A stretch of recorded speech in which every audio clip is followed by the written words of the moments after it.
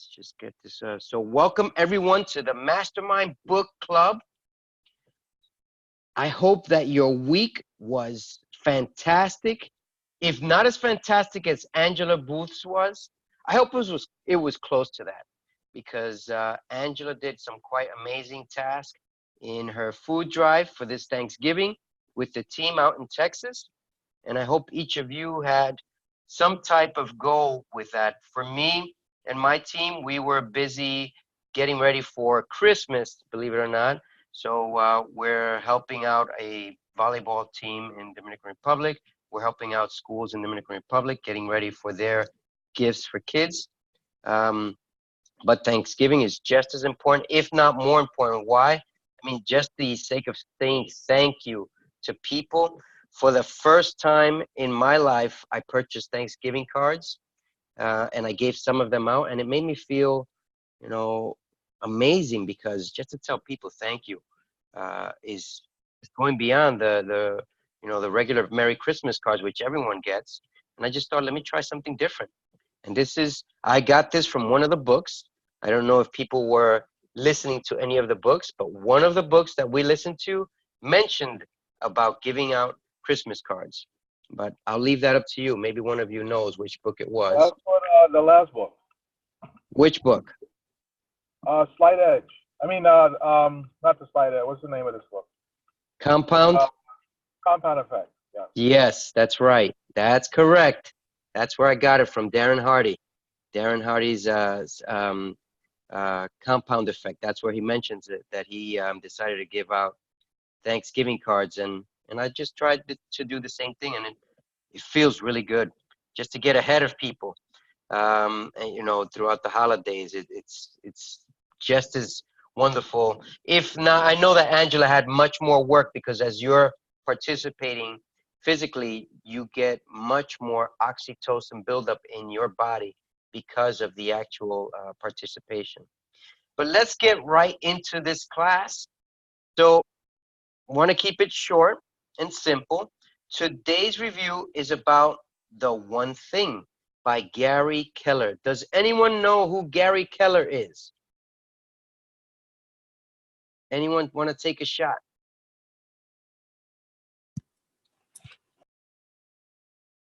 No one know? Come on, some of you in this call are in real estate. Oh, I know. He was a real estate tycoon, and he started out and he wanted to be the best in the business, and he thought that he could be the best in the business by juggling a whole bunch of tasks, and he ended up being very, very successful, but he also ended up almost having a nervous breakdown, losing his health and everything. And so then he decided, hey, you know what? Maybe this is not such a good idea. Maybe I need to focus on just one or two things. And as a result of that, he became even more successful. And then that's where this whole concept about doing less things to be more successful came about. Thank you, Angela, for sharing. And that is quite an amazing story. Gary Keller is the founder of Keller Williams Real Estate Agency, which is one of the top agencies in the US. I don't know the world. I don't think so, but it could be. I know that they have their own app where you can go in and look for real estate, because I've been searching for houses for business rentals. And I have some friends who work in different states, and I know that they're doing very positively, and that the mentality that they have is have people work in the morning and then meetings in the afternoon. And that's quite different than what I'm used to hearing. I never heard that before listening to his book, his audiobook. And that is a completely different mindset, giving you the most opportune time to learn, to grow, to expand your business in the morning hours, which is your prime time hours. So I'd like to get into the review of this. Does anyone want to comment on one thing that they learned about this audiobook? Anyone?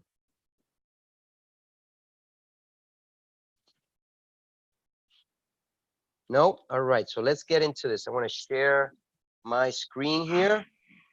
Hey, Very yeah, I want to share one thing. One thing I okay. did learn is that a lot of successful people only focus on one thing.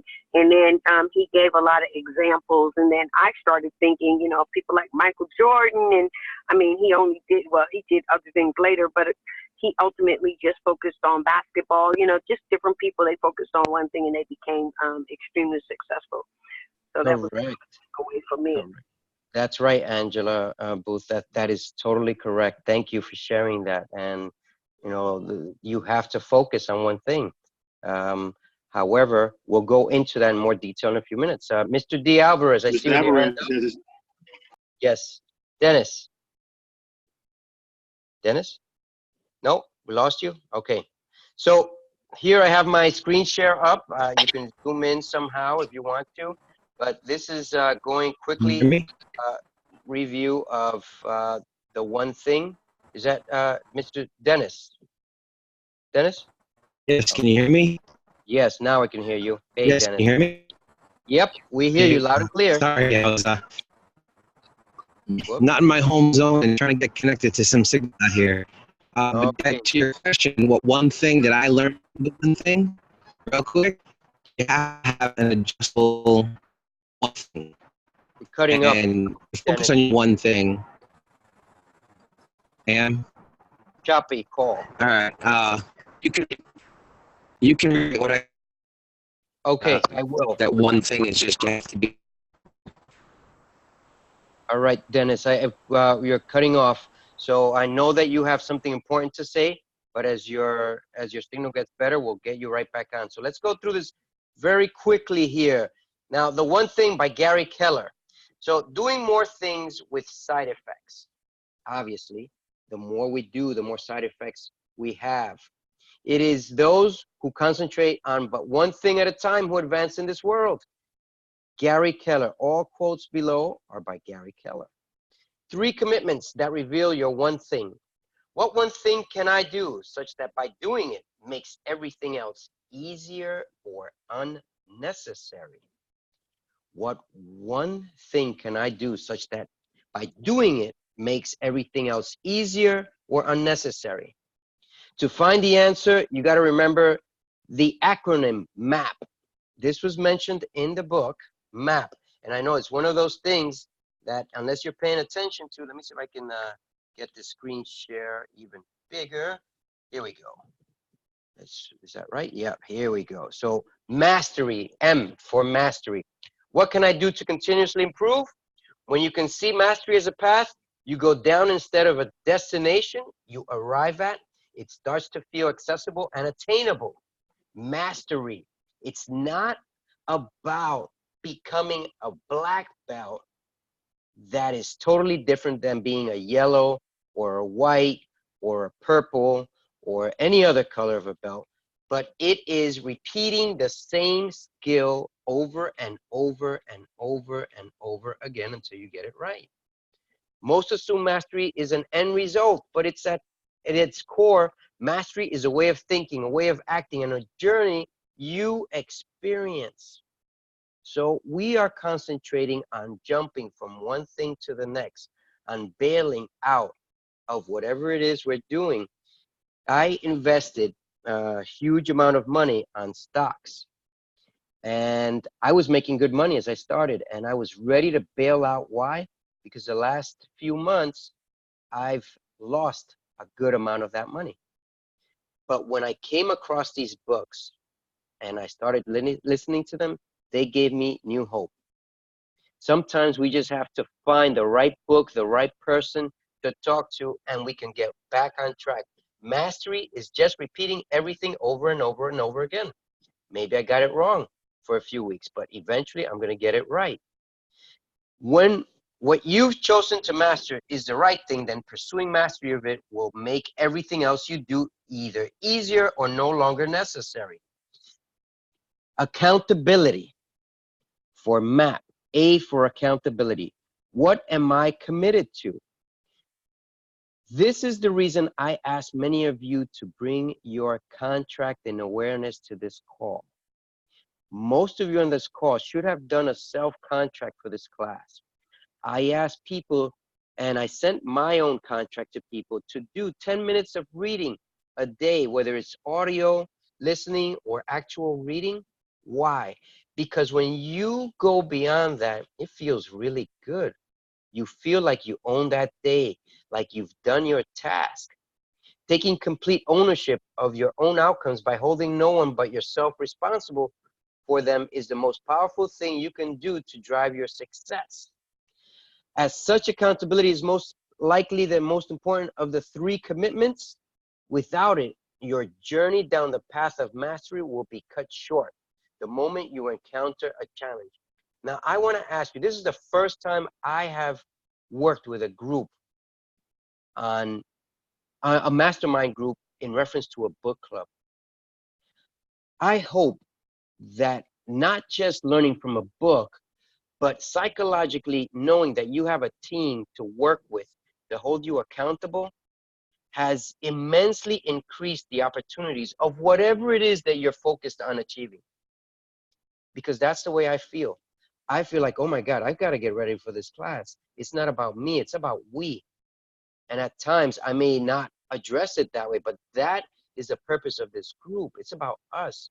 When I hear Angela contributing, Dennis contributing, Lisa, Reggie, any of you, Stanley, anyone who contributes, we are all holding each other accountable. You never know what word you say will ring my ears or somebody else's heart or whatever it may be. Without it, accountability, you won't figure out how to break through the ceilings of achievement. You'll hit along the way. And P for passion. What result would I do anything to achieve? What result would you do anything to achieve?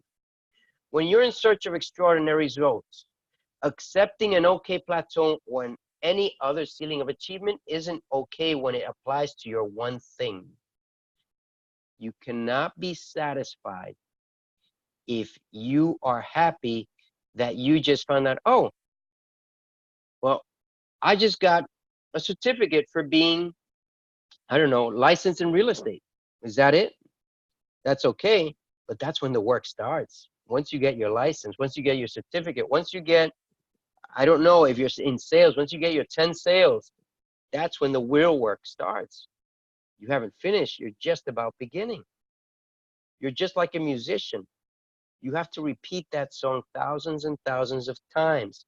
The musician might like it, might be tired of hearing himself repeating it, but that's what's giving him the source of his power, of his MAP, accountability, as well as mastery, as well as passion. When you're in search of extraordinary results, accepting an okay plateau or any other ceiling of achievement isn't okay when it applies to your one thing. Recall what you're trying to master, what you're accountable for, and what big, audacious goal drives you to identify your one thing amidst a sea of many things. Now, there are two beliefs that distract us from our one thing. Now, some of you have been in my other class where we talked about the power of saying no. One of my idols in the power of saying no is Oprah Winfrey. Oprah Winfrey was a freak of saying yes, just like I was. And until I came across Oprah Winfrey and her story, I didn't know the power of saying no. Sometimes telling people no is the only choice you have, especially when you know what you want, especially when you know that you're so close to achieving whatever it is. How many times have you had to say no today, this past week, or last week? Telling people no is not just a habit that needs to be built up, it's a necessity so that you can accomplish your one thing. So when are you going to start telling people no? I know that a few of us have talked about this in this group. Dennis, maybe Reggie, let's see who else in this group. Charles and Elmer, I believe, and probably Stacy too. Stacy as well. We've talked about the power of saying no. If you understand that you have 10 things that you're given to do, you're not going to be able to do all of them well. You could juggle them. You can try and do them all, but you're going to lose a lot of the time you have interchanging them. You know, one of the examples that I give in this group is, so can you imagine just counting 1, 2, 3, 4, 5? Very easy, right? Or saying the letters A, B, C, D, E, right? But what happens when you combine them? So you go A1, B2, C3, D4, E5. It takes a little bit longer. You lose time. It's not as quickly as possible as doing one task. So the more you're trying to do at once, this multitasking crap that we were all taught, including me. I mean, in reality, if we start to test it, and probably some of you have known this even before I have, it doesn't work. It might work for certain things. You know, if you're at a job and you have to do, you know, a few things at once, you know, hey, you're getting paid for it. You do what you have to. But when it comes to your own outcome, you've got to focus on a certain thing at a certain time. Now, the road to doing many things and spreading yourself thin is paved by saying yes too quickly and no, not soon enough. It's after you establish your 3 commitments, if you establish 3 commitments, the discomfort of saying no to people in order to say yes to your one thing is feasible. Now, what's the second disbelief that distracts you from one thing? It all needs to get done. It all needs to get done now. So I've been trying to finalize my Spanish book that I'm trying to release, and it's taken me a little bit longer than it has. I had to put a lot of things aside, including today. I had to just get away from it all. When have you had to get away from it all in order to do your one thing? If you haven't, I hope that this book brings some clarity to whatever it is you're doing, because this is all about the successful mindset. The fear of falling behind makes everything seem urgent and important. When everything feels urgent and important, everything seems equal. After establishing your 3 commitments, embrace a little chaos and stay true to your one thing. Remember what Australian Prime Minister Bob Hawke once said: the things which are most important don't always scream the loudest. Your family. It should be the most important. If you're married, if you have kids. At times, I've forgotten about my family. At times, I've forgotten about my kids. I keep them on top of my goals now because it's so important. Let's see here. Whoops. Let's see. Just pressed the wrong key on my pad. Let's see how I can get it back. Okay, here we go. So, does anyone have any question on what we just spoke about? Or want to add? All right, then I want to talk about something if Dennis gives me permission. Dennis and I had a talk Saturday in reference to the 80-20 rule. Is Dennis, can you, do you have a better signal? Yeah, can you hear me? No, it's a little Can you hear me? again. Let's see. You want to try and describe the 80-20 as we spoke about it? Can you hear me okay? Yeah, you could try it. Go ahead. Let's attempt it. Let's see. Well, so the formula 80-20 is that 20% of your effort is going to produce 80% of your results. But that also works in reverse as well. So if 80% of your results that you're getting you don't want, figure out what 20% you're actually putting your effort into that may be in the wrong direction. Is there more to that, David? I think it was the other way around. So if you put 80% of the effort, you get 20%. Wait, I'm confused now. If 80% of the results you're getting, if most of the stuff that you're getting is not what you want, you need to figure out where that 20% of the source is coming from.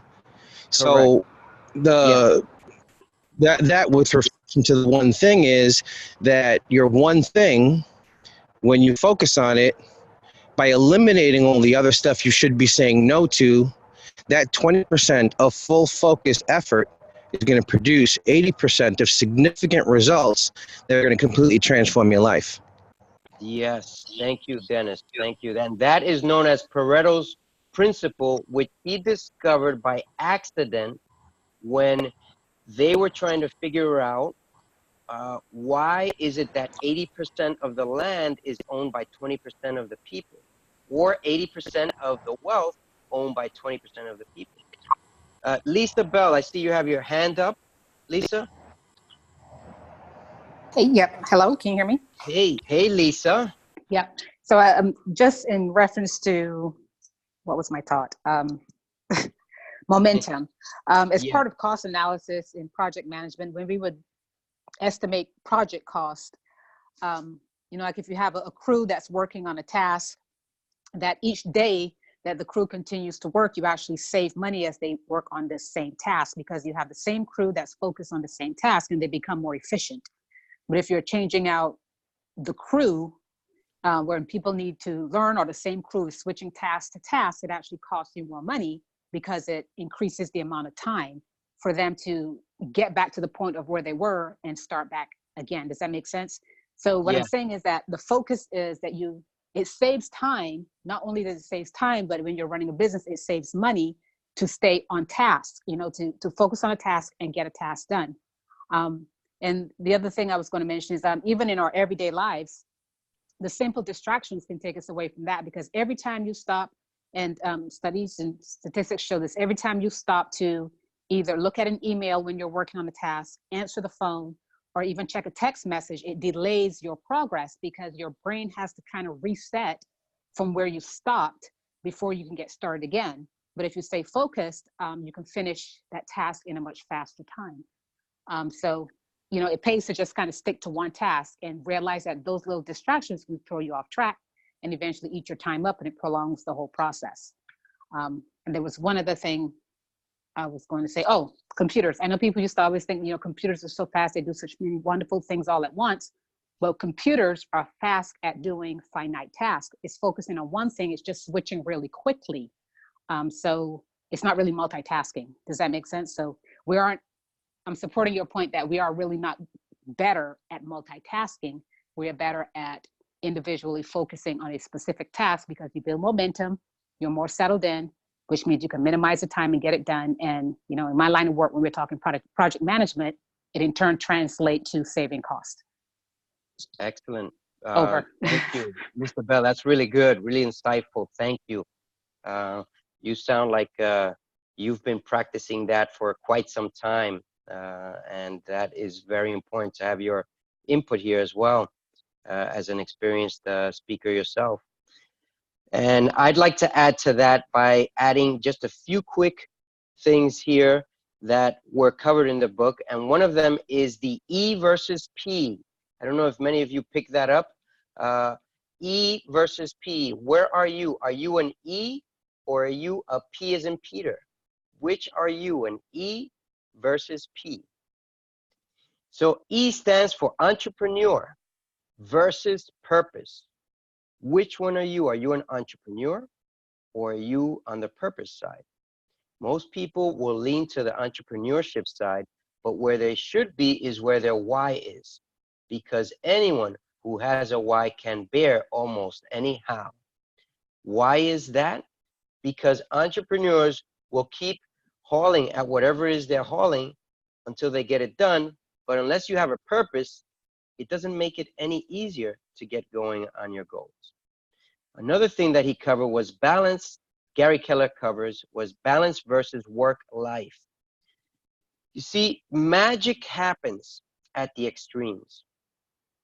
But if you have a family, how can you manage to be at an extreme of working many, many hours, not dedicating time to your little ones, to your wife, to your husband, to the rest of your family? You've got to set these priorities straight. And as Gary Keller explains it in the book, he leaves the morning time for creating, the afternoon time for work and meetings, and then the evening time for family and review.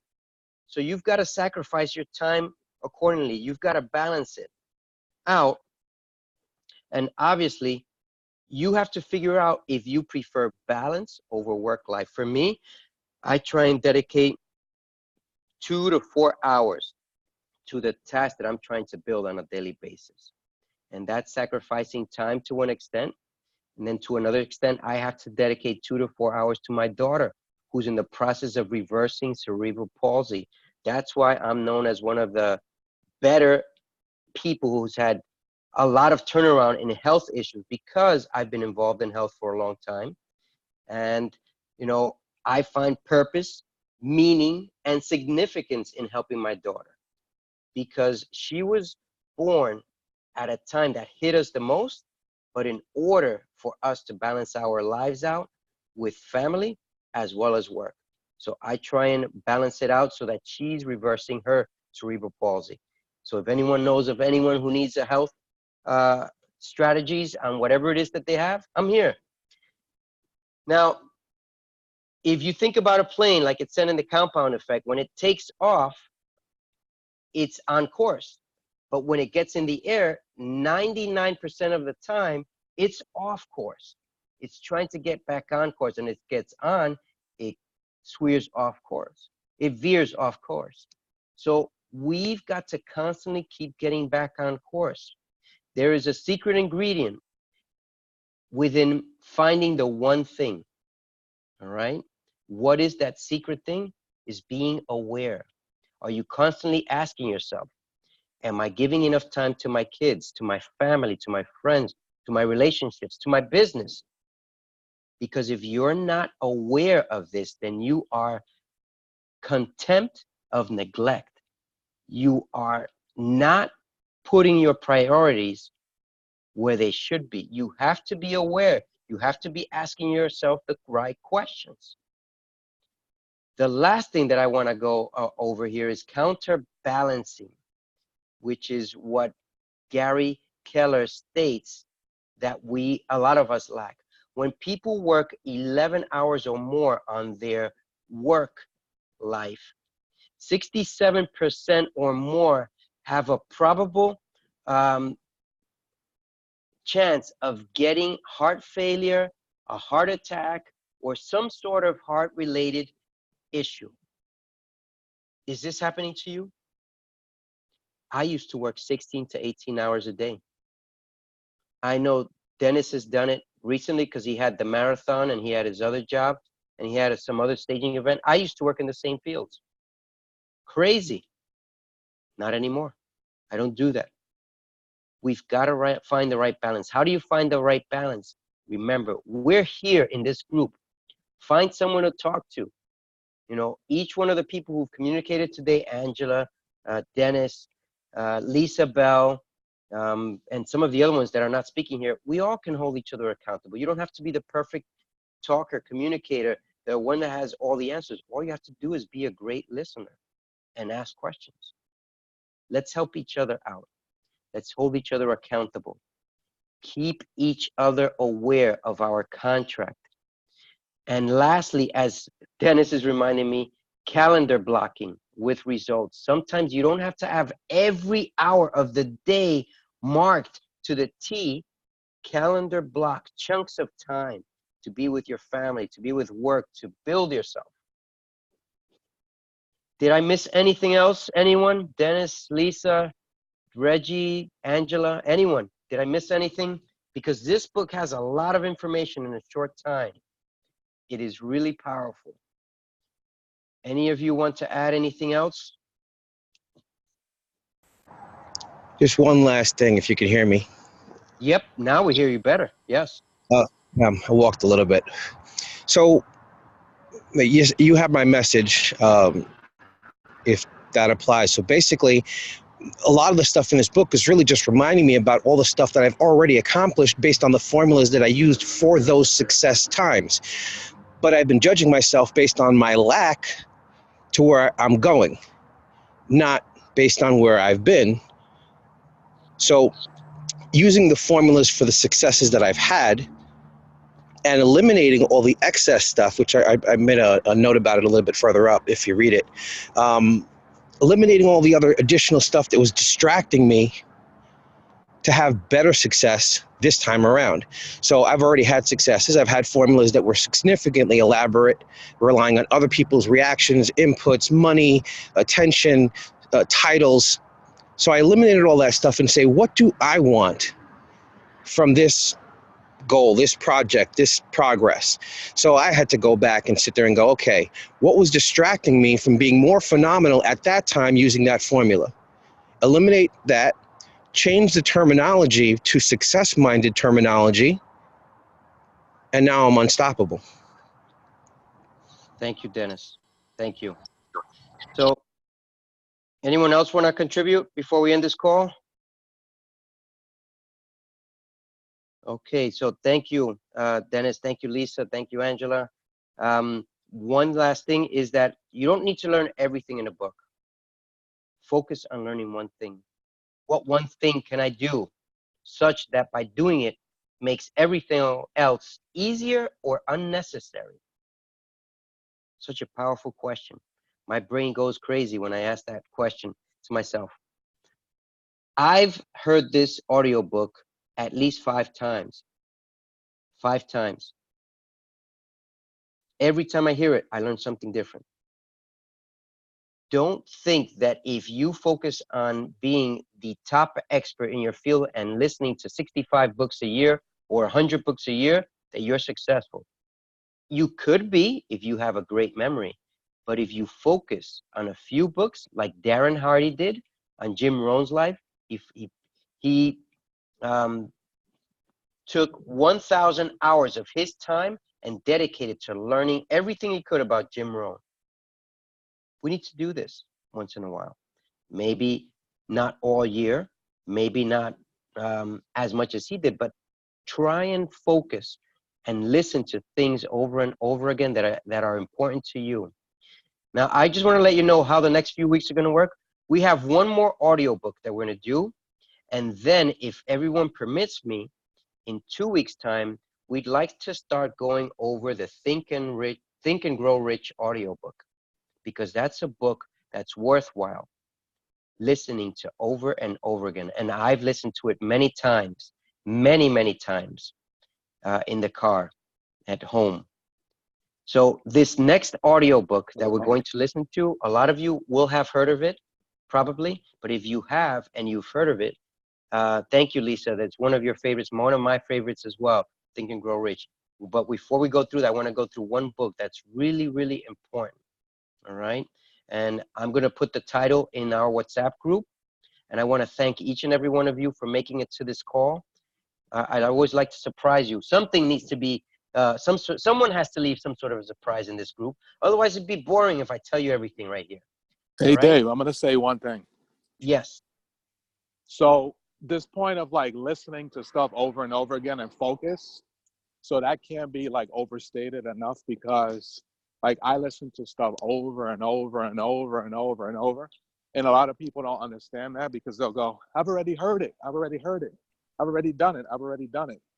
But kind of like what was pointed out in this book, this whole idea that, you know, focusing on that one thing or doing that one thing that could lead to like massive results in one area, and then you can build upon that. Also was talking about like, you know, basically, what do we call it? A multitasking. And the thing about it, no matter what you do, you're always going to be distracted by something else. So even as you listen to these books, and it talks about like doing it during driving or whatever, you can't really concentrate on the book because you're driving. So even as much as you're, you know, listening to the book, and you might have listened to it all the way through, you only got a small percentage of it. So that's why it's a big deal for you to actually listen to it over and over and over again, because each time you're going to pick up something, pick up something, pick up something, pick up something, pick up something. Like there's certain books that I've listened to, you know, like 15, 20 times or more. And it's a constant listening, because at some point you're going to pick up something that you didn't pick up before that could revolutionize your life. So it's just not the thing of listening to it one time. It's like actually putting in the time, committing to it, because of the fact that you won't be focused when you first listen to it, or even the second or the third. but each time along the way, you're going to get something that you're going to come away from or come away with, that at some point you put it all together, and then it creates that ultimate thing that you need to go forward. So that's where I'm just basically speaking to the fact you can't overstate that point enough about listening to that thing, because it's going to like revolutionize your life if you just commit to it. Thank you, Reggie. And Angela Booth said that's right, Reggie. Thank you, Angela, for that. And Lisa, remember our subconscious mind. Oops, let me just get this chat. Sorry, I know we're over time and some people are not happy with that, but this is very important. Remember, our subconscious mind never sleeps. That's right. When Mr. D. Alvarez, thank you, Lisa, for that. Remember, our subconscious mind never sleeps. Mr. Dennis, when I'm driving, I make my own audio notes on certain messages, then transcribe them when I get home. I do the same thing. Right on, Reggie. I send WhatsApp audio notes to myself so that I review it once I start writing my next book. That way I know what we're talking about and what we're going over as my team gets ready to write the next book once we finish the Spanish book. Again, for the last time, anyone else want to add anything to this class before we end it? Well, please go over your contract once a week, even if it's in your brain. What is your monetary goal? Don't set low goals. I've heard people at my last seminar in Vegas set $100,000 goals. And I'm like, man, that's okay. Maybe it's a big goal, but if that's really it that you want in life, out of life, I mean, why don't you set 1 million? Why don't you set 10 million? Set for bigger goals. The bigger they are, yes, they're scary, but if you don't get there, you're going to land amongst the stars, right? If you shoot them for the moon, you're going to land amongst the stars. You land amongst the stars. I feel so much more empowered being on this group with everyone's contribution. Thank you, Dennis. Thank you, Reggie, Lisa Bell, Angela Booth, Stacy, Charles Comer, and who else is on this call? There's a few other people here. Elmer, oh my God. Thank you, everyone, and everyone else that I might have missed. I really appreciate this. Our next audio book is also short. It will be like 4 to 5 hours at most. And then we're going to do Think and Grow Rich. Very important to end the year right. Very important to get your year's planning. Start out, if you can, by the 1st of December. So that way it gets easier and easier for you. Everyone, stay blessed, stay rich, get more rich. Let's keep building you a better version of you. Until next week, everyone. Happy Thanksgiving and many more blessings to you and your family. You too. Happy Thanksgiving, everyone. Happy Thanksgiving, Charles.